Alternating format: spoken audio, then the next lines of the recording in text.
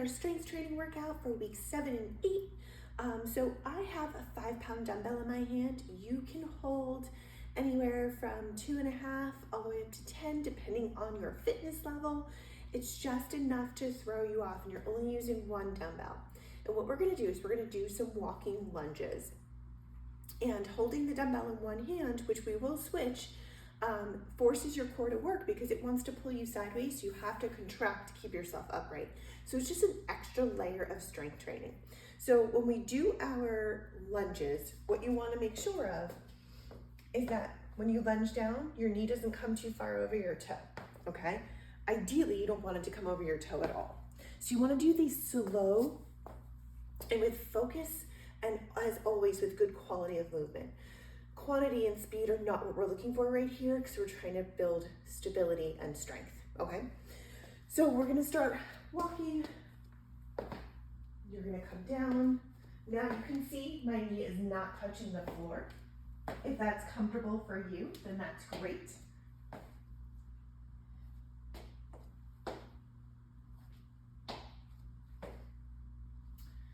And what we'll do is we'll switch hands when we go back and forth. This way we don't have to worry about counting or trying to remember which hand the weight goes in.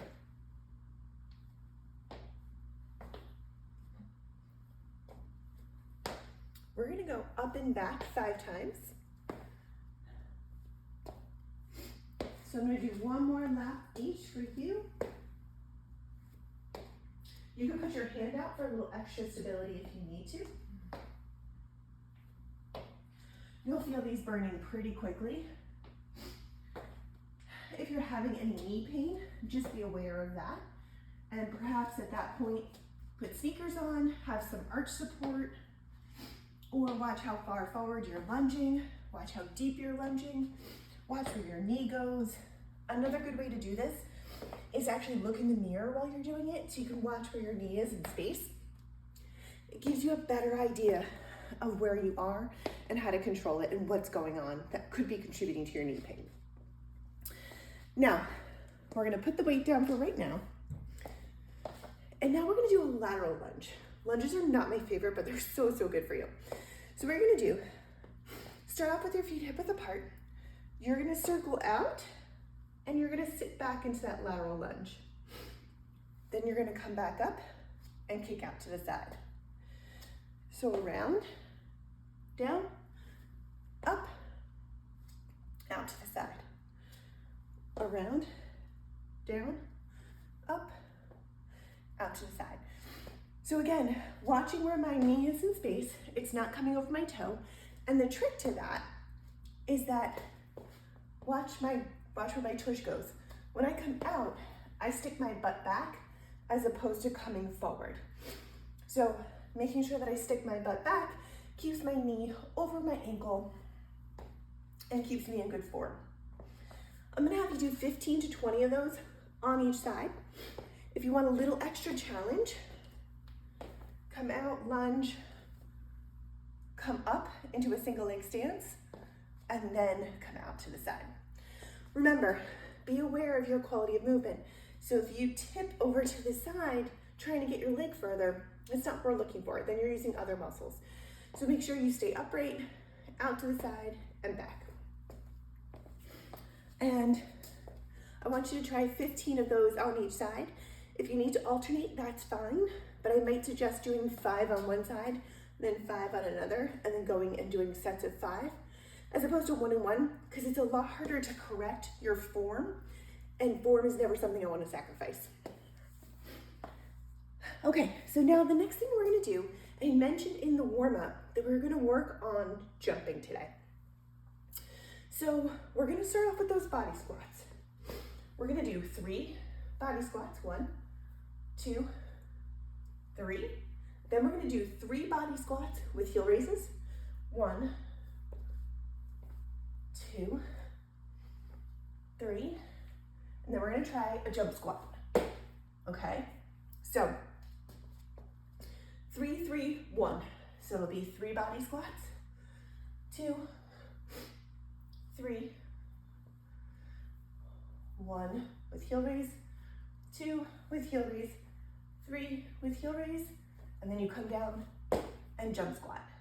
Now, when I land, I don't land with my knees locked. When I land from a jump squat, I land in that same squat position. Again, we're always protecting our joints, protecting those knees.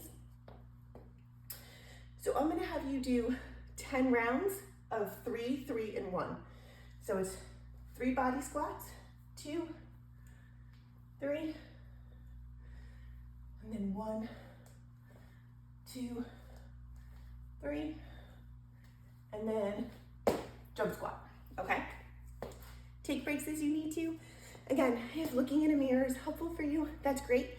You also wanna make sure when you're jumping, your knees stay in that same position, meaning your knees don't collapse in, or one doesn't collapse in, right? You don't wanna jump like this, and you don't wanna jump like this. We wanna make sure everything is staying in the same plane of motion, okay? All right, so now we did the forward jump, and you should be nice and warm because you can hear I'm breathing a little hard. And now what we're gonna do is we're gonna jump side to side. So what you're gonna do is you are going to simply jump to the side and try and stick the landing. So you can see I'm not doing a great job today, but that's okay. And you can see I'm not going back and forth quickly. I'm really trying to stick the landing to work on that balance and stability.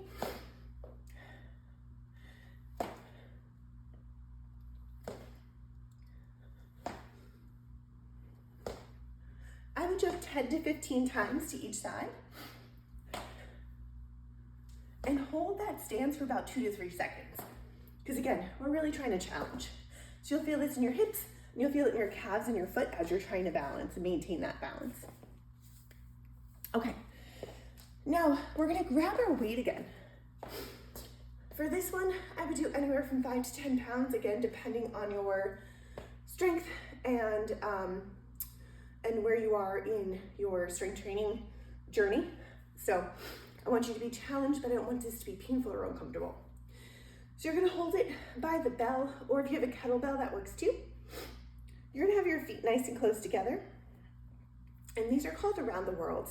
So you're truly just going to swing the dumbbell around your body in a circle.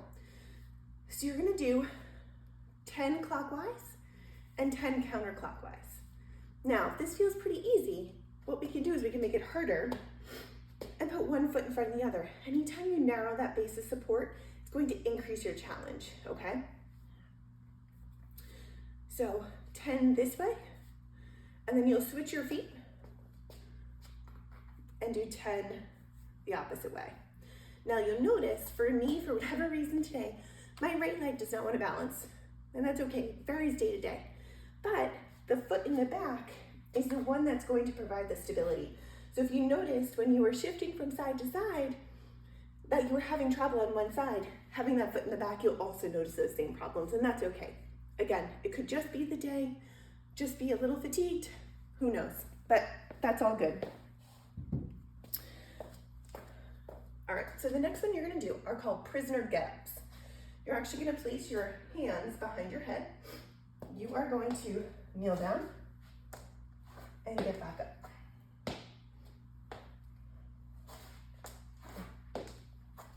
So if you can see, I'm getting down on my left knee and then up with my right leg, or excuse me, my left leg. So down with my left and up with my left.